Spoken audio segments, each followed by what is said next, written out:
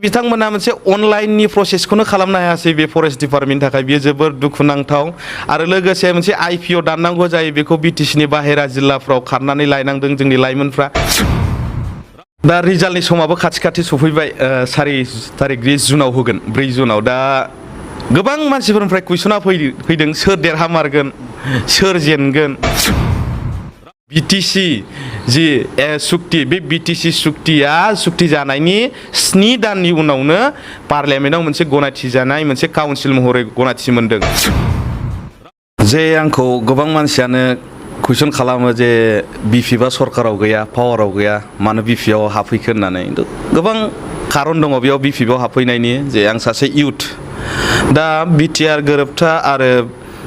BTC जि सुक्ति बेखौ रिजायना नायबा नुयो जे बिटिसिआ जोंना मोनसे 6 शिड्युलनि काउन्सिल जाय 6 शिड्युला माने हिल्स एरियायावल' मोनसे एप्लिकेबल जायो नाथाय प्लेनाव जाया बियो दा बे हिसाबै आं नुदों जायफोर बुस्थुआ जाथावा बेखौ हाग्रामा महिलारि बिथाङा जोंनि गासै बिटिसिफोरनि थाखाय मोनसे मोजां रादाब लानानै फैदों आरो बिपिआव हाबनायनि मोनसे कारना जाहैबाय जे मोनसे समाव बिटिसिनि अबस्थाया माबायदिमोन दा मोनसे समाव बिटिसिआव अबेबा सोहोरसिम फैनो थाखाय लामाफ्रा मोजां नङामोन स्कुलसिम थांनो थाखाय आदैसे हाब्रु गानानै थांनांगौमोन आरो जेब्ला बिटिसिआ सोरजि जाबाय हाग्रामा महिलारि सारनि दैदेननायाव दा बे समनिफ्राय नुनो मोनबाय जे लामाफ्रा मोजां जाबाय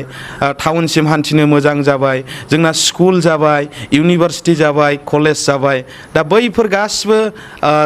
डेभेलपमेन्टखौ नुनानै आं बिपिआव जइन जादों आरो बेल' नङा जोंहा बर' हिसाबै जे थांनानै थानायनि जि मोन्थाय जोङो बिटिसि सुक्तिनि जोहै मोनदों आरो बेनि थाखायनो आङो बिपिआव जइन जादों बेरेखा दोला बुंनो नागिरो जे एबारे इउपिपिएलआव बांसिन भटआ गोलैदों होननानै नाथाय बिदि नङा थांनाय 7 खालाराव जि जालांबाय क'क्राझार लकसभा जे जोंना बिजाथि दंमोन खाम्फा बरगयारि बिपिएफनिफ्राय बिथां जे लाइमोनफ्रा गोबां भट होदों बिपिआव माखासे खारन दङ जे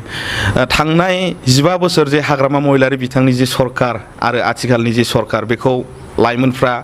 रुजुनानै नायदों आरो आथिखालनि लाइमोनफ्रा एसेबां रोंद्राय नंला गासिबो फरायनाय जोब मोनसे सासे माने माइन्डफ्रा माने फास्ट जाजोब्बाय दानि लाइमोनफोरनिया जे थांनाय 15 बोसोराव हाग्रामा महिलारि सारा जेसेबांखिनि मावदों लाइमोन हिसाबै लाइमोनफ्रा बै समाव जेसेबां साख्रि मोनदों आथिखाल सरकारा बेखौ होनो हायाखै फरेस्ट डिपार्टमेन्टआव माखासे साख्रि ओंखारदोंमोन बेयाव जे ओरैबायदि नुदों लाइमोनफोरखौ बिराद गोदाव सोराव खालामनाय दा बिथांमोना बेरेखा दोला बुंबाय थादों टेक्न'लजिनि मोनसे जुग मोनसे दिनै टेक्न'लजिजों समान खारफानांगौनि मोनसे जुग नाथाय बिथांमोना मोनसे अनलाइननि प्रसेसखौनो खालामनो हायासै बे फरेस्ट डिपार्टमेन्टनि थाखाय बेयो जोबोर दुखुनांथाव आरो लोगोसे मोनसे आइपिअ दाननांगौ जायो बेखौ बिटिसिनि बाहेरा जिल्लाफ्राव खारनानै लायनांदों जोंनि लाइमोनफ्रा जानांगौ बेयाव माखासे लाइमोनफ्रा दुखु मोनदों आरो आथिखालनि जि खुंथाय जे इउपिपिएल सरकार बे बिथांमोननि सायाव एसेबो गोजोननाय गैया बेनिखायनो दाख्लै जानानै थांनाय मेनि 7 तारिखखालि जोंनि खाम्फा बरगयारि बिथांनोनो गासै लाइमोनफ्रा भटखौ होदों आरो बेल' नङा क'क्राझार लकसभा जे इलेक्सन जानानै थांबाय बिनि सिगांबो जोंना दरं उदालगुरियाव सासे बिजाथि दंमोन दुर्गा दास बर' बिथांनोबो गोबां लाइमोनफ्रा जे भट होदों होननानै जोंनिसिम ग्रासरुट लेभेलनिफ्राय मेसेजआ सफैदों आरो मोननैबो समस्तियाव क'क्राझार लकसभा आरो दरं उदालगुरि लकसभा बे समस्तियाव देरहागोना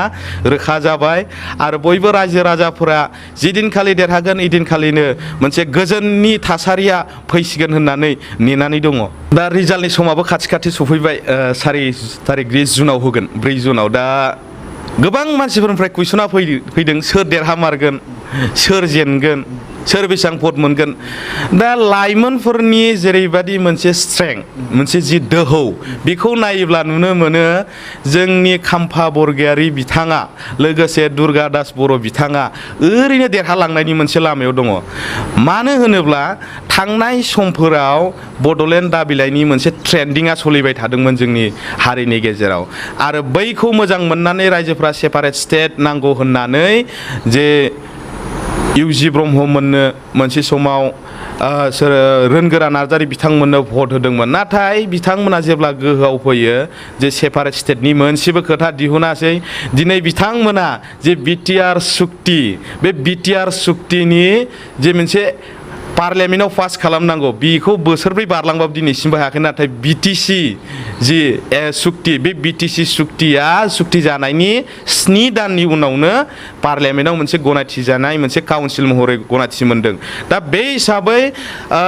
ओरैबायदि नुनो मोनो बिथांमोना रायजोफोरनि गांनाय उखैनायखौ सुफुंनो हायाखै रायजोफोरनि जेसेबांखिनि मिजिं हांमा साननाय हनाय बेखौ जै खालामनो हायाखै बेनिखायनो खाम्फा बरगयारी लोगोसे दुर्गा दास बर' बिथांमोना फैबाय थानाय लकसभा जि इलेक्सनाव गोबांथार भट लानानै देरहागोन आरो बेखौ जोङो रोखायै नुहुरखाबाय माखासे रायजोफोरनि खुगायाव मोनसे सोंथि फैबाय थादों जे बेसेबां भट मोनमारगोन इउपिपिएलआ बेसेबां भट मोनगोन जिएसपिआ बेसेबां भट मोनगोन बिपिएफआ बेसेबां भट मोनगोन जोंना खाम्फा बरगयारी बिथाङा 5 लाखनिख्रुइबो बांसिन भट मोनगोन सेकेन्डआव थाहैगोन जोंना जिएसपि थार्डआवसो इउपिपिएल आरो फोर्थआव कंग्रेस दा बयनिख्रुइ हाइस्ट भट मोनगोन होनोब्ला जोंना खाम्फा बरगयारी बिथाङा मानो होनबा थांनाय जे लकसभा जि इलेक्सन नैबेनि नङा सिगांनि खनसेनि दा बेयाव इउजि ब्रह्म बिथाङा गेलेदोंमोन नङा होमबा बेयाव